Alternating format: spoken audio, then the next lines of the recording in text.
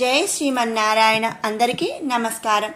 విష్ణు సహస్రనామంలోని 21వ శ్లోకం యొక్క అర్థాన్ని ఇప్పుడు తెలుసుకుందాం. మరీచిద్ధమనో హంసః సుపర్ణో భుజగోత్తమః హిరణ్యనాభః సుతపాః పద్మనాభః ప్రజాపతిః. మరీచిః మరి ఈ సృష్టికి తేజస్సును ప్రసాదిస్తున్నది సూర్యచంద్రులు. వారికి ఆధారభూతమైన వాడు శ్రీ మహావిష్ణువు.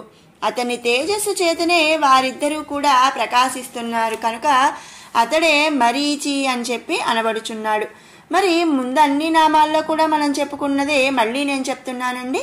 ఏంటి అంటే మరి సకల జగత్తులో కూడా మానవాళిలో కానీ జంతువులలో కానీ సకల జీవరాశులలో అలాగే దేవతలలో మరి పంచభూతాలలో కూడా అంతర్యామిగా ఉండి నడిపిస్తున్నది శ్రీ మహావిష్ణువు. అంటే మరి ఈ సకల జగత్తులో ఉన్న సూర్యచంద్రులను కూడా మరి వారికి కూడా ఆధారభూతమైన వాడు శ్రీ మహావిష్ణువు. మనం ఇంతకు ముందు నామంలో ఒకసారి చెప్పుకున్నాము. ఏంటి అంటే సూర్యచంద్రుల శక్తికి కొన్ని వేల రెట్లు ఆ స్వామి తేజస్సు చల్లదనం ఉంటాయి అని. మరి అలాంటప్పుడు మరి ఆయనే వాటికి కూడా ఆధారభూతమైన వాడు కనుక మరి ఆయన యొక్క ఆ తేజస్సుతోనే సూర్యచంద్రులు ప్రకాశిస్తున్నారు కనుక స్వామిని మనం ఇక్కడ మరీచి అనే నామముతో స్తుతించుకుంటున్నాము. తర్వాత నామం దమనః. జీవుల అందుకల రాక్షస వృత్తులను శమింపచేసి వారిని సన్మార్గమునందు నడిపించేవాడు. సంసార తాపములను నశింపచేయువాడు. తన యొక్క కర్తవ్యములను మరచి చరించు జీవులను నశింపచేయువాడు. అంటే ఏంటి అంటే మరి సంసార తాపములను అంటే నాది, నా వాళ్ళు, నా సొమ్ము, నా ఆస్తి లేదా నా భార్య, నా పిల్లలు ఇలాంటి సంసార తాపములను కూడా నశింపచేసి మరి వాళ్లకు మోక్షాన్ని ప్రసాదిస్తాడు. అలాగే మరి మన అందరిలో కూడా ప్రతి మనిషిలో కూడా దేవుడు రాక్షసుడు 2 రకాలు ఉంటాయి అని చెప్పి మనం వింటూ ఉంటాం. అలాంటి మరి మనుషులలో ఉన్న రాక్షస వృత్తులను శమింపజేసి అంటే నశింపజేసి వారిని కూడా సన్మార్గాన్ని నడిపించేవాడు శ్రీమన్నారాయణుడు. మరి తన యొక్క కర్తవ్యములను మరిచి అంటే తను చేయవలసిన పనులు తన బాధ్యతలు మరిచి చరించే అంటే జీవించే జీవులను కూడా ఆ స్వామి నశింపచేస్తాడు. జీవుల సంసారమైన బాధలను పొందుచున్నారు. నాది నీది అను భేదము, ఐశ్వర్యము, సుఖముల పట్ల వ్యామోహములు, నిత్యము భోగలాలనలో బంధుమిత్రులతో మునిగి ఉండుట, మరి వాటితో పాటు రోగము పాలగుట, వ్యసనముల పాలగుట, కష్టాల సుడిగుండంలో పడి నలిగిపోవుట మొదలైనవన్నీ కూడా సంసార తాపత్రయములని మనం చెప్పుకుంటున్నాం. వీటన్నిటినీ కూడా ఆత్మజ్ఞానమును ప్రసాదించి అంటే శమింపచేసి వాటన్నిటిని కూడా నాశనం చేసి వారికి ఆత్మజ్ఞానమును ప్రసాదించువాడు కనుకనే దమనః అని చెప్పి ఇక్కడ మనం స్తుతించుకుంటున్నాం.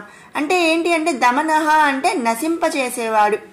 మనలో ఉన్న రాక్షస తత్వాన్ని కానీ మన సంసార తాపములను కానీ మన బాధలను అన్నిటినీ కూడా నశింపచేసి మరి మనకు ఆత్మజ్ఞానాన్ని ప్రసాదించేవాడు. ఆత్మజ్ఞానము కలిగిన వాళ్ళు మరి పరమాత్మని చూడగలుగుతారు. పరమాత్మని తెలుసుకొనగలిగిన వాళ్ళు మోక్షాన్ని పొందుతారు అని మనం ముందు నామాల్లో కూడా మనం చాలాసార్లు చెప్పుకున్నాం. కాబట్టి ఆయన మరి స్వామి అలాంటి వాటిని నశింపచేసేవాడు అంటే నాశనం చేస్తాడు. కాబట్టి దమనః అనే నామంతో మనం స్తుతించుకుంటున్నాము. హంసః. పరమాత్మ హంసస్వరూపుడు. అహం బ్రహ్మస్మి అను వేదసారము చేత అహం అనగా నేను, బ్రహ్మస్మి అనగా బ్రహ్మస్వరూపుడు. అంటే నేను అనగా జీవాత్మ అన్నమాట. ఇక్కడ నేను అంటే శ్రీమన్నారాయణుడు కాదండి, నేను కాదండి, మీరు కాదు, ఎవరు కాదు. అహం అంటే నేను అంటే జీవాత్మ, మనలో ఉన్న జీవాత్మ బ్రహ్మస్వరూపమైనది. అహం బ్రహ్మస్మి అంటే మనలో ఉన్న జీవాత్మే బ్రహ్మస్వరూపము. పరమాత్మ జీవాత్మే. పరమాత్మ అన్న ఆత్మజ్ఞానము తెలిసిన వారికి సకల అంటే అన్ని భయములను కూడా నశింపచేస్తాడట. ఆత్మ పరమాత్మ ఒకటే అంటే జీవాత్మే పరమాత్మ అని చెప్పి తెలుసుకున్న వాళ్ళకి ఆత్మజ్ఞానం కలుగుతుంది అని మనం ముందే చెప్పుకున్నాం. అలాంటి ఆత్మజ్ఞానము తెలిసిన వారికి ఎలాంటి భయాలు లేకుండా మరి వారికి ఉన్న అన్ని భయాలను కూడా నశింపచేసేవాడు స్వామి. దేహమునందు జీవవాయువులను హంస అంటారు. ఉచ్ఛ్వాస నిశ్వాసల మీద ఎవరైతే నియంత్రణ పొందుతారో అటువంటి వారు పరమహంసలవుతారు. అటువంటి హంస స్వరూపుడు శ్రీమన్నారాయణుడు. మరి ఇక్కడ ఏంటంటే మన జీవుల్లో ఉండే జీవవాయువు అంటే మన ప్రాణము హంస అని చెప్పి అంటారు. మరి ఉచ్ఛ్వాస నిశ్వాసల మీద నియంత్రణ పొందిన వాళ్ళు ఆత్మజ్ఞానం తెలుసుకున్న వాళ్ళు అవుతారు. కాబట్టి మరి ఆ స్వామి పరమాత్మ, మనలో ఉన్న జీవాత్మే పరమాత్మ. ఆ పరమాత్మ ఆయనకు ఆత్మజ్ఞానము ఉంటే మరి ఆయనే పరమాత్మ అయినప్పుడు ఇక ఆయనకి ఎలాంటి డిఫరెన్సెస్ ఏమీ ఉండదు. కాబట్టి ఆయన మరి ఆత్మే పరమాత్మ, ఆత్మజ్ఞానం తెలిసినవాడు ఆ స్వామి ఒక్కడే. కాబట్టి ఆయనను మనం ఇక్కడ హంస అనే నామంతో స్తుతించుకుంటున్నాము. తర్వాత నామం సుపర్ణః. పరమాత్ముడు అందమైన రెక్కలు కలిగిన వాడు. భక్తి జ్ఞానం అనే 2 రెక్కలు ఉన్నాయట. ఆ 2 రెక్కల చేత జీవులను సకల కష్టముల నుండి కూడా దాటిస్తున్నాడట. పర్ణః సుపర్ణః అంటే మరి రెక్కలు, 2 రెక్కలు కలిగిన వాడు. భక్తి జ్ఞానం అనే రెక్కలు. కాబట్టి ఆయన స్వామిని మనం సుపర్ణః అనే నామంతో ఇక్కడ స్తుతించుకుంటున్నాం. తర్వాత నామం భుజగోత్తమః. గోత్తమః. క్షీరసాగరంలో శ్రీ మహావిష్ణువుకు శయనమై ఉన్న ఆదిశేషుని రూపమై ఉన్నటువంటి వాడు. సర్పములనందు అతడే ఉత్తముడు. అపరాశక్తి స్వరూపుడైన శ్రీ మహావిష్ణువుకు పాన్పు అయి ఉండుట చేతనే ఆదిశేషుడు ఆ ఉత్తమ గతిని పొందాడట. భుజంగం అంటే ఏంటండి? పాము. ఉత్తమః, భుజంగ ఉత్తమః అంటే మరి పాములన్నిటిలో కూడా, సర్పములన్నిటిలో కూడా ఉత్తమః, ఉత్తమైన వాడు ఎవరు? ఆదిశేషుడు. ఆ ఆదిశేషుడు మరి ఆయనకు పాన్పులాగా శ్రీ మహావిష్ణువుకు పాన్పు అయి ఉండటం చేత ఆయన ఆ ఉత్తమ గతిని పొందాడు. కాబట్టి మరి ఇక్కడ స్వామి వారిని మనం భుజగోత్తమః అనే నామముతో స్తుతించుకుంటున్నాము. తర్వాత నామం హిరణ్యనాభః. హిరణ్యం అంటే బంగారం, నాభః అంటే నాభి. బంగారము వలె శ్రేష్టమైన నాభి కలవాడు. బ్రహ్మకు జన్మ మరి ఎక్కడి నుంచి వచ్చిందండి? శ్రీ మహావిష్ణువు యొక్క నాభి నుంచి. మనందరికీ తెలిసిందే. శ్రీ మహావిష్ణువు బ్రహ్మ విష్ణువు యొక్క నాభి నుంచి ఒక కమలం వచ్చి ఆ కమలంలో మరి బ్రహ్మ జన్మించాడు. కాబట్టి మరి బ్రహ్మకే జన్మనిచ్చినటువంటి నాభి కలగవాడు అంటే మరి ఎంత శ్రేష్టమైన నాభి కదా. అందుకనే స్వామివారిని హిరణ్యనాభః అనే నామంతో మనం ఇక్కడ స్తుతించుకుంటున్నాం. తర్వాత నామం సుతపాః. సుతపాః. తపాః అంటే ఏంటండి? తపోనిష్టలు. సు అంటే శ్రేష్టమైనది, శ్రేష్టమైన తపోనిష్టలు కలవాడనమాట. తపము అంటే మనసునకు ఇంద్రియములకు ఏకాగ్రతను సమకూర్చటం అన్నమాట. మరి తపస్సు చేసే వాళ్ళందరూ మరి ఎట్లా అండి? వాళ్ళ మనస్సుని ఇంద్రియములను ఏకాగ్రతగా చేస్తారు. మరి మనం మెడిటేషన్ చేసేటప్పుడు చూడండి, కళ్ళు మూసుకొని మన ఇంద్రియాలు, మన మనస్సు ఏకాగ్రత అంటే కాన్సన్ట్రేషన్తో మరి మనం మెడిటేషన్ చేస్తూ ఉంటాము. అది ఏదైనా కూడా మరి నేర్చుకోగా ప్రాక్టీస్ మీద మనకి 2 అంటే మనసును ఇంద్రియాలను ఏకాగ్రతగా సమకూర్చడం అనేది చేతవుతుంది. కానీ మరి ఇక్కడ అలాంటి తపము అంటే మరి అలా తపోనిష్టలు, శ్రేష్టమైన తపోనిష్టలు కలవాడు శ్రీమన్నారాయణుడు. ఆయనకు మనసుకు ఇంద్రియములకు ఏకాగ్రత అనేది సమకూర్చుకున్నాడు. అలాగే మరి ఆయన దేనికి కూడా లొంగడు అని చెప్పి మనం ఇంతకుముందు నామాల్లో కూడా తెలుసుకున్నాం. సకల భక్తజనుల యొక్క జపతపములకు గమ్యమైనటువంటి వాడు శ్రీ మహావిష్ణువు. అందుచేతనే అతన్ని గూర్చి తపములు చేయుటయే మరి సుతపము కనుక. అంటే మరి మంచి అంటే శ్రేష్టమైన తపము. ఆయన గురించి మనం తపస్సు చేయటం అనేది ఎంతో శ్రేష్టమని చెప్పి కనుక అతనే సుతపః అనే నామముతో ఇక్కడ మరి చెప్పబడుతున్నాడు. తర్వాత నామం పద్మనాభః.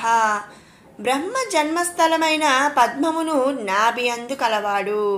పద్మనాభః. శ్రీ మహావిష్ణువు యోగ నిద్రలో ఉన్న సమయంలో నాభి నుండి పృథ్వీ సంబంధమైన పద్మము ఉద్భవించినది. దానికి సువర్ణమయమైన మేరు పర్వతం తామరదుద్దు అయినది.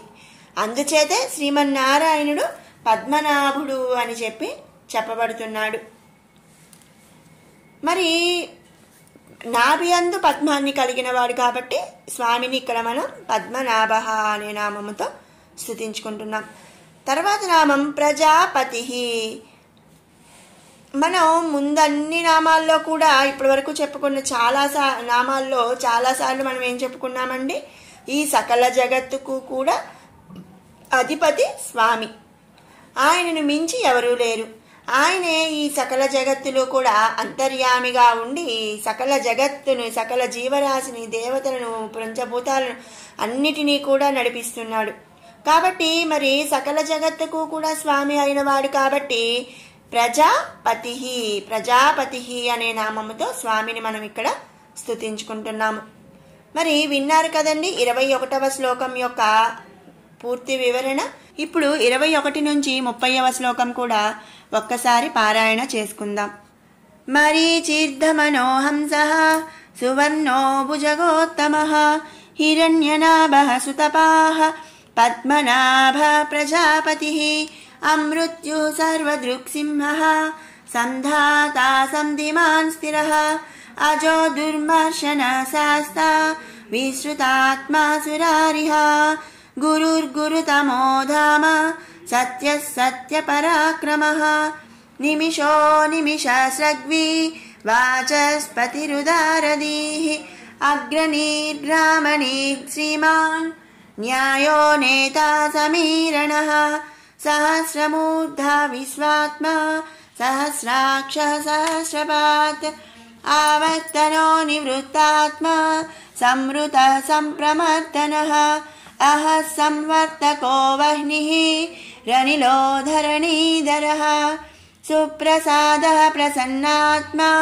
విశ్వసృగ్విశ్వభుక్ విభుః సత్కర్తా సత్కృతః సాధుర్ జహ్నుర్నారాయణో నరః అసంఖ్యేయో ప్రమేయాత్మా విశిష్టశిష్టకృచ్యుచిః సిద్ధార్థః సిద్ధసంకల్పః సిద్ధిదః సిద్ధిసాధనః వృషాహి వృషభో విష్ణుర్ వృషపర్వా వృషోదరః వర్ధనో వర్ధమానశ్చ వివిక్తః శృతిసాగరః సుభుజో దుర్ధరో వాగ్మి మహేంద్రో వసుదో వసుః నైకరూపో బృహద్రూపః సిపివిష్టః ప్రకాశనః ఓజస్తేజోద్యుతిధరః ప్రకాశాత్మా ప్రతాపనః బుద్ధః స్పష్టాక్షరో